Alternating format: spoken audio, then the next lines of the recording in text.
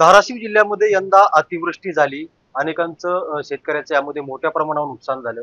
मात्र असं असताना शेतकऱ्याला दिलासा देण्याऐवजी गुळ पावडर कारखाने जे आहेत, त्यांनी अल्पसा दर जाहीर केलाय. अगदी ₹2400 दर जो आहे, तो या कारखान्यांनी जाहीर केलाय. त्यामुळे गावातील अनेक भागातील शेतकरी देखील आता संतप्त झालेले आहेत. या शेतकऱ्यांनी गावातच बॅनर लावलेत, की या गुळ पावडर कारखान्यांना कुणीही घूस देऊ नका. ₹2400 दर जाहीर केलाय.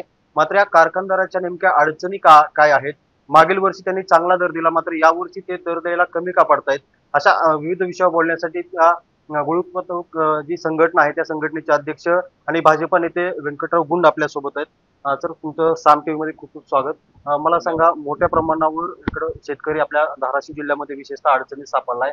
मात्र दर देण्यामाग कमी दर देत आहे. काय कारण आहे? आता isakal.com आहे देशातील नंबर 1 ची मराठी न्यूज वेबसाईट.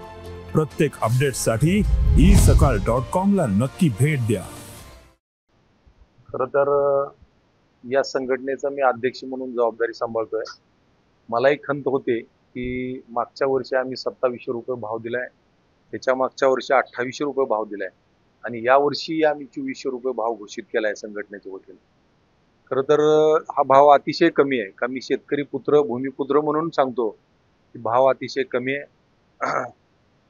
पण मागच्या 2 वर्षामध्ये गुळ पावडर उत्पादन अधिक झालंय आणि त्याला मागणी कमी असल्यामुळं त्याला भाव येत नाही. अक्षरशः अगदी ₹25 किलो प्रमाणे आम्ही गुळ पावडर मार्केटमध्ये विकलंय आणि आज आम्हाला कारखाने जिवंत ठेवायचे असतील तर आम्हाला कमी दर दिल्याशिवाय शेतकऱ्याला आम्हाला पर्याय नाही. नाहीतर कारखाने आमचे सार्वजनिक बँकाचे कर्ज घेऊन हे कारखाने उभा केलेले आहेत.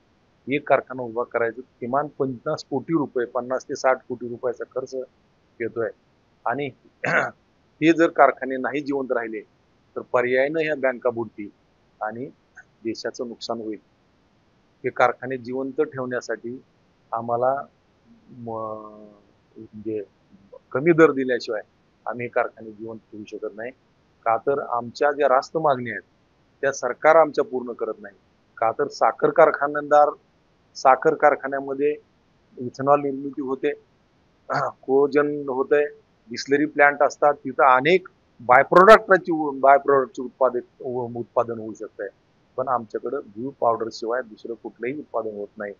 आम्ही अनेक वेळा महाराष्ट्राच्या मुख्यमंत्र्याकडे मागणी केलेली आहे, देशाच्या परिवहन मंत्र्याकडे मागणी केलेली आहे, तसंच महाराष्ट्राच्या दोन्ही उपमुख्यमंत्र्याकडे मागणी केलेली आहे की आम्हाला आमच्या उत्पादित होणाऱ्या ऊसाच्या रसापासून, सिरपपासून आम्हाला हा रस आणि हा सिरप अन्य डिस्लरी प्लांटला विकण्याची परमिशन आम्हाला द्यावी. तसंच आम्हाला इथेनॉल प्लांटची उभारणी करण्यासाठी आम्हाला परमिशन द्यावी. का तर देशाला इथेनॉलची गरज आहे. ती जेवढी गरज आहे ती गरज आपली अजून पूर्ण झाली नाही. ती गरज असताना आम्ही ऊसापासूनच इथेनॉल तयार करतो. आम्ही आमच्या रास्त मागण्या आहेत का शेवटी ऊसाला म्हणजे आमच्या उत्पादित मालाला अधिक भाव मिळाला तर आम्ही शेतकऱ्यांना अधिक भाव देऊ शकतो. आमच्याच उत्पादित मालाला अधिक भाव मिळत नाही, रास्त भाव मिळत नाही, म्हणून आम्हाला पर्यायानं त्या शेतकऱ्याला आम्हाला कमी भाव द्यावा लागतो. आपण जर बघितलं तर नितीन गडकरी यापूर्वी देखील म्हणले होते की देशाला इथेनॉलची गरज आहे. कारखानदारांनी इथेनॉल निर्मितीला त्यांनी चालना दिली. गुळ पावडर उत्पादक जे आहेत किंवा तुमचे कारखाने त्यांना ही त्याच्यामध्ये समावेश का करत नाहीत? कशाच्या काय अडचणी? खरी वस्तुस्थिती अशी आहे की महाराष्ट्रात जी मोठ्या प्रमाणात शुगर लॉबी आहे किंवा देशातली शुगर लॉबी आहे, ती शुगर लॉबी महाराष्ट्रातल्या आमच्या भारतीय जनता पार्टीच्या सरकारला जे अपेक्षित निर्णय करू देत नाही आणि ही शुगर लॉबी जास्तीत अजितदादा पवारांच्या राष्ट्रवादी सोबत आहे. अजितदादांचे स्वतःचेही कारखाने महाराष्ट्रात सर्वाधिक आहेत. त्यासोबत राष्ट्रवादी काँग्रेसच्या जी मंत्री आहेत, जे आमदार आहेत, त्यांचेच कारखाने महाराष्ट्रात सर्वाधिक असल्यामुळे आमचा रास्त मागण्यांचा प्रस्ताव ही केंद्र सरकारकडे पाठवला जात नाही आणि म्हणूनच आम्हाला इथेनॉल निर्मितीची किंवा आम्हाला ज्यूस व सिरप विक्रीची ती आम्हाला परमिशन लवकरात लवकर मिळेल. अजित पवार अडचण आणते. अजित पवार व्यक्तिगत अडचण आणत नसतील, पण आमच्या धोरणात्मक निर्णय करायला का त्यांना त्यांचे कारखाने अधिक असल्यामुळं त्यांच्या पक्षातल्या नेत्यांचे कारखाने अधिकचे असल्यामुळे महाराष्ट्रात आम्हाला हे निर्णय आमचे होत नाहीत.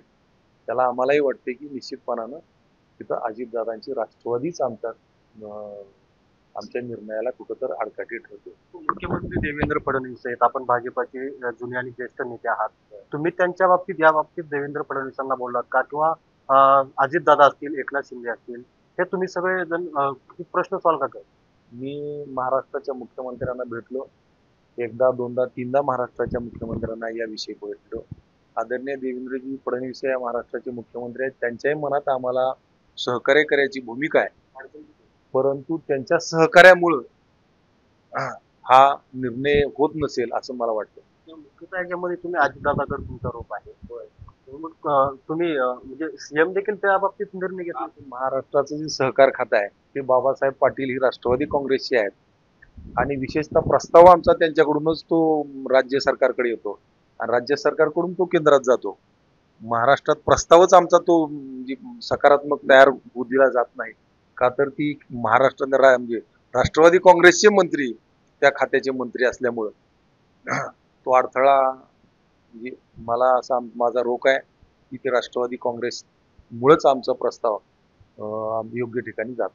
आपल्या धाराशिव जिल्ह्याचा विचार केला तर मोठ्या प्रमाणावर अतिवृष्टी झाली, शेतकऱ्याचं नुकसान झालंय. अशामध्ये आपण जो भाव दिलाय किंवा भाव जाहीर केलाय, त्यामुळे तुमच्या कारखान्याविरोधात तो शेतकरी संतप्त झाले. निश्चितपणानं शेतकरी संतप्त होणार आहे का, तर मी सुद्धा शेतकऱ्याचा पुत्र आहे, शेतकऱ्यांचा मुलगा आहे. मलाही त्याची जाणीव आहे की हा भाव निश्चितपणानं कमी आम्ही जाहीर केलाय, पण कारखाने आम्हाला जिवंत ठेवायचे असेल तर आम्हाला पर्याय नाही. जोपर्यंत सरकारला जाग येत नाही की जागरी उत्पादक सुद्धा ऊसापासूनच ज्यूस करतात, ऊस शेतकऱ्याकडून खरेदी केला जातो, यांच्या उत्पादित मालाला योग्य भाव जर मिळाला तर ती शेतकऱ्याला चांगला भाव देऊ शकतील. हे जाणीव जोपर्यंत सरकारला होत नाही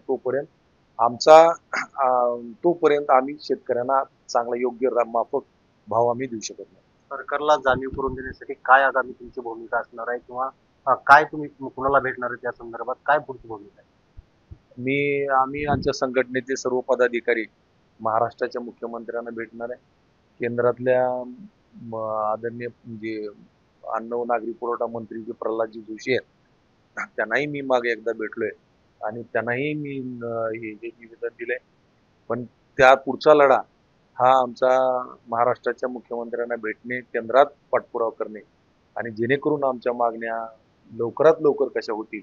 मी आपल्यालाही विनंती करतो की आपल्या चॅनलच्या माध्यमातून आमच्या रास्त मागण्या, आमच्या मागण्या म्हणजे खऱ्या अर्थानं त्या गोरगरीब सामान्य शेतकऱ्यांच्या मागण्या आहेत. आम्हाला जर आमच्या मागण्या मान्य झाल्या तर आम्ही शेतकऱ्याच्या पदरात अधिकचे 4 पैसे आम्ही देऊ शकू आणि त्यांच्या ऊसाला चांगला भाव देऊ शकू. तरी आपल्या चॅनलच्या माध्यमातून आमच्या मागण्या माननीय मुख्यमंत्र्याकडे, केंद्रातल्या मंत्र्याकडे पोहोचवा ही विनंती मी आपल्याला करतो. की आपण जर पाहिलं तर अगदी गुळ पावडर साखर कारखान्यांच्या ज्या मागण्या आहेत त्या रास्त मागण्या आहेत. इथेनॉल निर्मिती असेल त्याबरोबर इतर मागण्या सरकारनं मान्य कराव्यात, तरच आम्हाला शेतकऱ्यांना चांगला दर देणं शक्य होईल अशी भूमिका जी आहे ती व्यंकटराव गुंड यांनी व्यक्त केली आहे. बालाजी सुरवसे, साम टीव्ही, धाराशिव. देश विदेशातील प्रत्येक घडामोडींचे लाईव्ह अपडेट मिळवण्यासाठी आता साम टीव्हीच्या सर्व सोशल मीडिया प्लॅटफॉर्मला लाईक, फॉलो आणि सबस्क्राईब करा. तसंच सर्व नोटिफिकेशनसाठी बेल आयकॉन प्रेस करायला विसरू नका.